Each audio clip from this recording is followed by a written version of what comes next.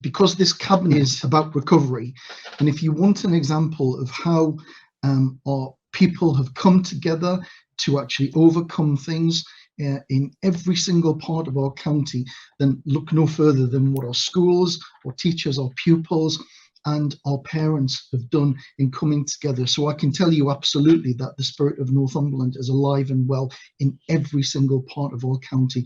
But before I run through my report, what I wanted to do was to hear the voices of some of our young people so that you can hear the sort of issues that they want to bring to us, and hopefully I'll be able to address their view. So we're going to hear from some of our youth cabinet members, from Luke, who's from Prudhoe, Robbie, Alex and Gracie, and they're going to tell us what it is they want us to do. Covid-19 has had a profound impact on young people across Northumberland. During these difficult times, young people have struggled a lot. For some, their exams have been cancelled and have an uncertain future, don't know where they're going next, and are very anxious for their results. It can be easy to feel lonely and disconnected from the world, but it has also given us the opportunity to step back from the stress and worry of everyday life to do the things we enjoy that we rarely found the time to do before.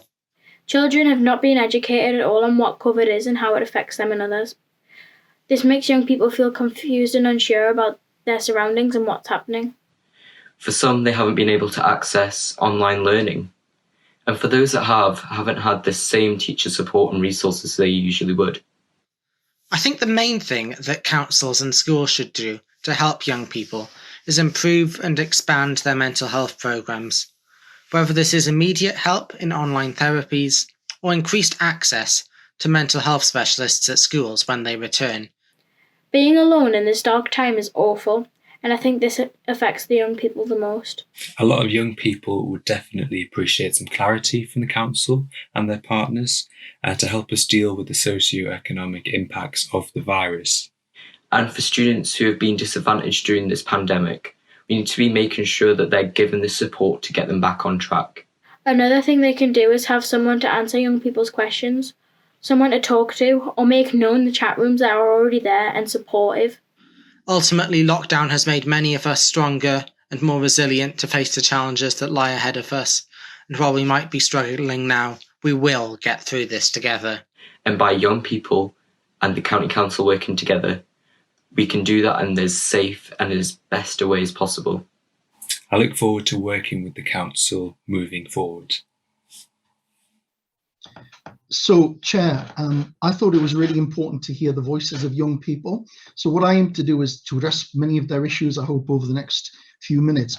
But it's just worth noting that in terms of children's services, the whole team has been absolutely ahead of the game, out there working with our schools, with our partners, to ensure that everything from school meals through to internet access has actually been working. And you would expect nothing less from a service which was recently rated as good by Ofsted. And I just want to put on record now my huge personal thanks, and I'm sure I'll speak on behalf of everyone. Thanks to Kath McAvoy-Carr, our Director of Adults and Children's Services, to Dean Jackson, to Sue Aviston, to all of the central team here in the county who have absolutely made this happen and happen well. And that also includes our colleagues in the trade unions who actually have been there as well to support us. So what I want to do is just run through some very simple things in terms of what has actually been happening. Our schools, our alternative providers and transport providers have worked fantastically alongside our central team here in the county council, ensuring that school places were available for the children of key workers, for our vulnerable children, achieving some of the highest attendance figures in the northeast of England, with just under 52,000 pupil attendances during the first 10 weeks of lockdown.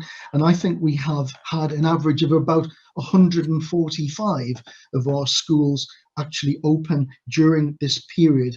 And that also includes schools were open during our bank holidays and Easter holidays. So again, I would have put a a huge thank you out there to our teachers, to our head teachers and support staff for making that happen. And our education service continues to work to support our schools to make sure that they can make any adjustments that they need to as more pupils are allowed to return to school safely. We've also got a very dynamic online learning offer. As of the 1st of June, some 84% of our learners continue to be engaged in learning, and we're making good progress towards achieving their qualifications. And apprentices have also taken the opportunity during lockdown to accelerate their learning. The online learning packages are also supporting the apprentices, with 86% of the group involved in some sort of significant online learning. And also, I want to tell you about how Northumberland is well ahead of the game, and something residents should be really proud of. As soon as the Department for Education give us the green light, we will be ready with our Teaching Task Force appeal. In the same way that the NHS put an appeal out to former nurses and medical staff to come back in the fight against coronavirus, we'll be calling on former teachers and newly qualified teachers to come forward to help our young people recover from learning loss. We can do this thanks to the £1 billion announced this week by the government. But Chair, I'm not content with just this. So I can also announce as well that the County Council will be running 28 summer pop-up sites across the county over the summer holidays to help recover that learning loss. And Chair, I'm also very proud to reveal now that we will be working in partnership with Newcastle United Football Club, with their foundation, to deliver us. And this is how we're going to ensure that our children get the best, the actual Premier League of learning support. So I think that our response has been really strong. And of course, we will have all seen in the media, and we've heard in the video clip, and I'm sure we've all heard as councillors, as cabinet members across all political divides, that there are some real concerns that young people have and how they could be impacted as a result of their disruption to exams, to education, to routes into higher and further education, and of course, mental health. And we are anticipating that post-COVID, we will get an increase in demand for special needs education. So our recovery plans will take into account all of that. In very brief summary, what they are: we'll be taking forward our plans for the Education Challenge. This aims to boost attainment across all levels in all sectors of our county.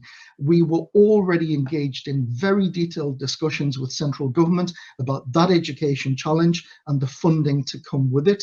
And now we are repurposing that report to ensure that it absolutely reflects the challenges that coronavirus has brought.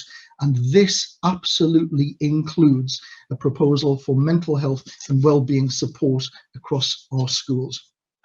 And we're also going to support our schools to develop a recovery curriculum. And the School Improvement Service will be working alongside schools to prepare that recovery curriculum to ease the transition back to school and to reduce that gap.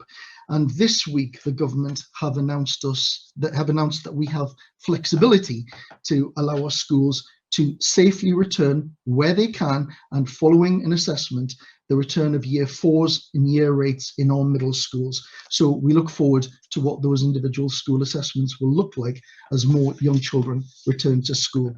We're also establishing an Education Improvement Board, which will commence work in order to drive forward and improve our attainment agenda. And we'll continue to build new schools.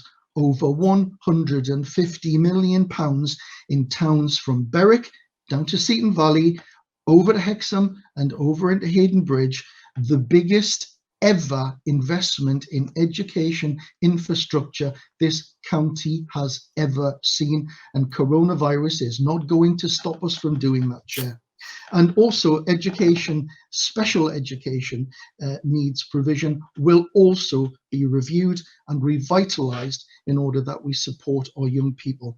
We're continuing to deliver our children's home investment, building new children's homes so that we no longer send our children out of county to be supported.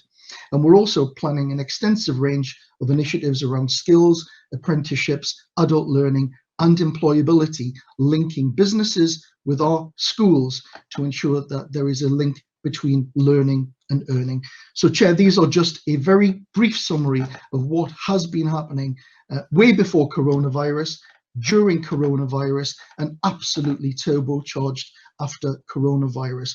And I am passionate that every single young person in our county absolutely thrives under our administration, and I'll be bringing further reports back to Cabinet on how we progress that, Chair.